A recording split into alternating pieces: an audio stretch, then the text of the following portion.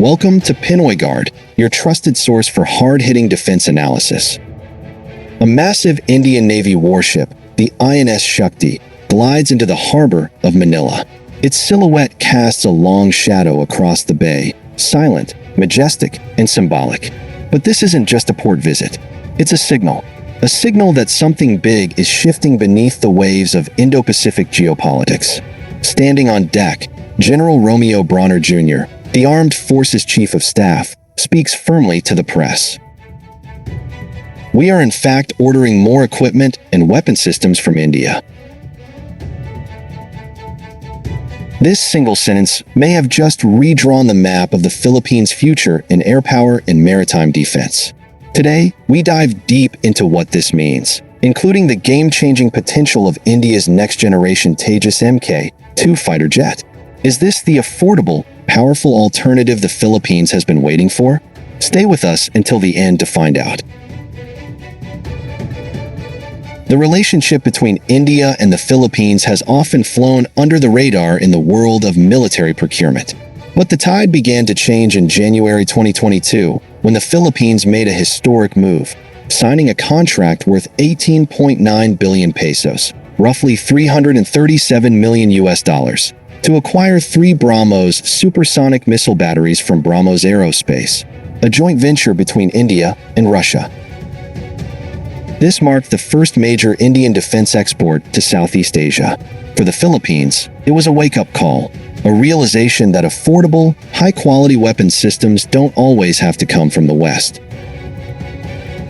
That contract triggered a wave of strategic recalibration. With China aggressively expanding its presence in the West Philippine Sea, the Philippines knew it needed systems that could be rapidly delivered, locally supported, and cost-effective.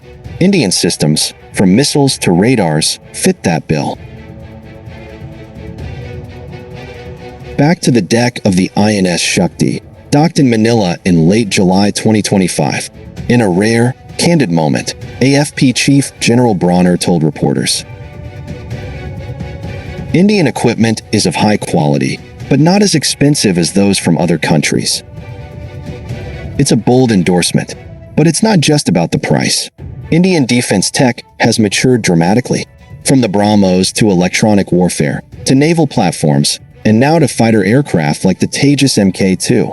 India is entering the global arena with systems that are battle-ready, export-certified, and interoperable with both NATO and non-aligned nations. In other words, India is selling high-grade defense technology without the geopolitical strings or billion-dollar price tags. So what is the Tejas Mk2, and why is it suddenly being whispered in the halls of the Department of National Defense in Camp Aguinaldo?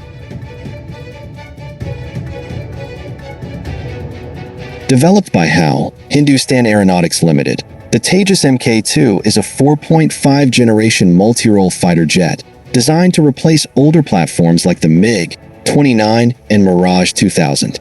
It's equipped with an ASA radar, beyond visual range (BVR) missile capability, advanced electronic warfare systems, a powerful GE F414 engine offering over 98 kilonewtons of thrust, mid-air refueling capability. The Mk2 is larger and more capable than the Tejas Mk1A and is meant to operate in multi-role strike and air superiority missions, just what the Philippine Air Force needs under Rehorizon 3. Let's not forget that the Philippines has long sought to acquire multi-role fighter jets as part of its defense modernization. The original MRF acquisition project shortlisted the F-16 Block 70 and the Saab Gripen, but both face hurdles, from high costs, up to $2.7 billion to political entanglements with Western suppliers. By contrast, India has publicly stated its willingness to provide favorable financing, local training, and potential joint production, especially for countries like the Philippines. The cost per unit of the Tejas Mk2 is estimated to be between 60 to 70 million US dollars. That's 3.5 to 4.1 billion pesos per aircraft. This is significantly lower than the F-16 Block 70's average price tag of over $100 million per jet, when logistics and training are included. A fleet of 12 Tejas Mk2 fighters could cost around 850 million US dollars, or just under 50 billion pesos, a potential savings of over 25 billion pesos compared to equivalent Western systems.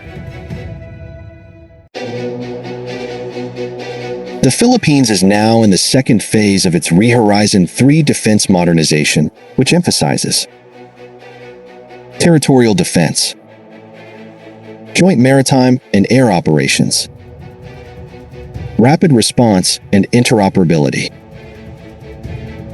This is where the Tejas Mk2 could shine.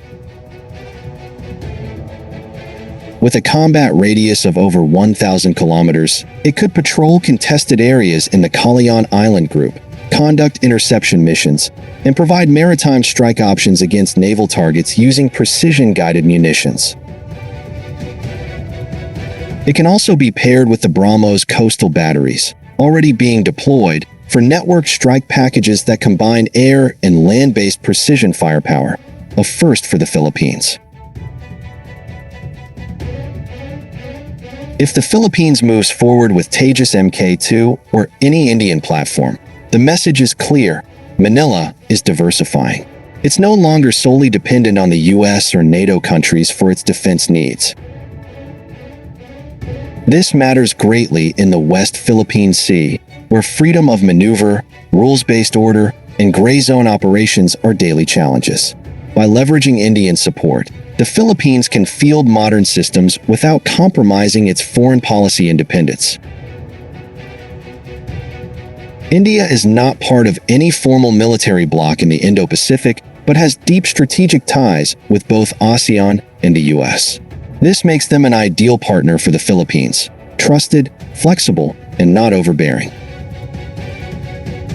So what would a Tejas Mk2 purchase look like? Scenario A. The Philippines could order an initial squadron of 6 to 12 aircraft, with deliveries starting in 2027, just as Horizon 3 reaches its peak. This would include training packages, simulators, spare parts, and weapon systems. Scenario B. A joint upgrade package, where India helps modernize existing S-211 or FA-50 trainers with avionics and missile tech compatible with Tejas Mk2 as a stepping stone to eventual full acquisition. Scenario C. A Tejas BrahMos synergy doctrine, where air-launched BrahMos variants are tested and deployed from Tejas aircraft, creating a maritime strike capability that can hit Chinese vessels in the Spratlys from Luzon air bases. Unlike Western fighters that often require complex servicing hubs, the Tejas Mk2 is designed with ease of maintenance and cost efficiency in mind. It uses modular systems, plug-and-play avionics, and has a high sortie generation rate, meaning more flights per aircraft per day, a massive advantage in crisis scenarios. India has also expressed openness to technology transfer and local support hubs, which aligns perfectly with the self-reliant defense posture of the Philippines. India is not just coming to Manila for port calls. It's coming with a vision, a shared vision for a free, open, and secure Indo-Pacific. The INS Shakti's presence is symbolic, but General Bronner's words make it clear. We are in fact ordering more equipment and weapon systems from India. And while the exact list remains classified, one thing is certain: the Philippines is watching the Tejas Mk2 very closely. This is more than just about aircraft. It's about sovereignty, affordability, and independence. It's about standing tall in the face of coercion, not with borrowed strength, but with allies who offer solutions, not conditions. Will the Tejas Mk2 be the jet that finally breaks the deadlock in the Philippine MRF program? Only time and strategy will tell. If you found this breakdown insightful, don't forget to like, subscribe, and click the notification bell for more defense updates. Only here on Pinoy Guard.